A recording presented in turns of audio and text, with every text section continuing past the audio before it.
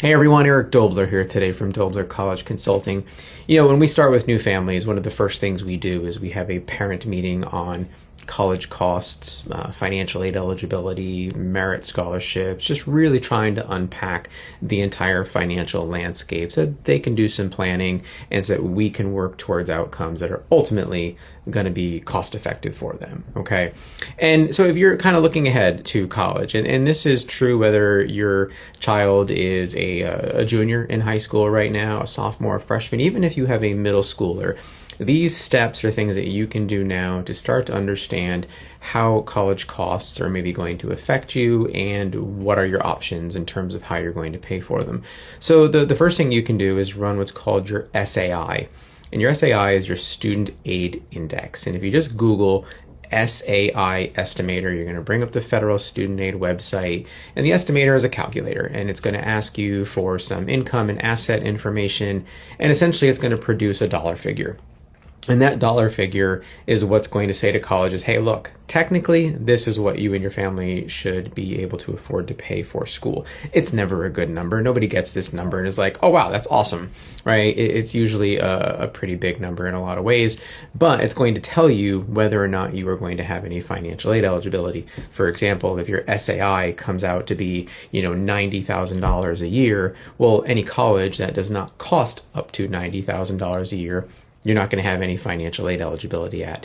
But if your SAI comes out at, let's say, $30,000 or $40,000, you could have a ton of financial aid eligibility, especially at private schools who meet a lot of your financial need. So run that SAI estimator and get that dollar amount, see what it's like, wrap your heads around it so that you know what you can plan for.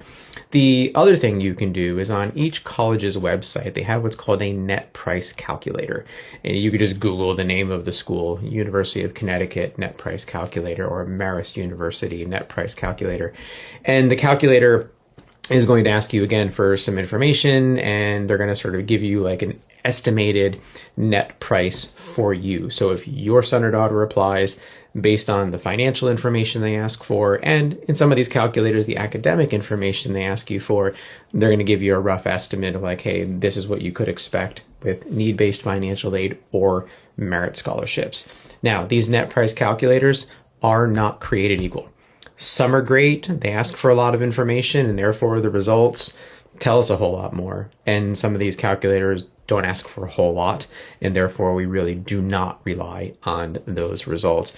But they at least give us a baseline. They give us something to look at, and they can be kind of eye-opening in some ways. We've had families who were like, hey, we had no idea we could actually be financially eligible here, or we had no idea my son or daughter might qualify for such a merit scholarship. So if you do this planning now, you help yourself down the road, and ultimately you're going to help your son or daughter identify schools where the outcome could be really palatable, and therefore the work, the time, the effort, the emotional investment in all of it is more worth it. Okay, so if you have any questions about college costs, financial aid, scholarships, paying for college, the whole financial landscape and how it can affect your process, give us a call. We're here to help. Have a great day.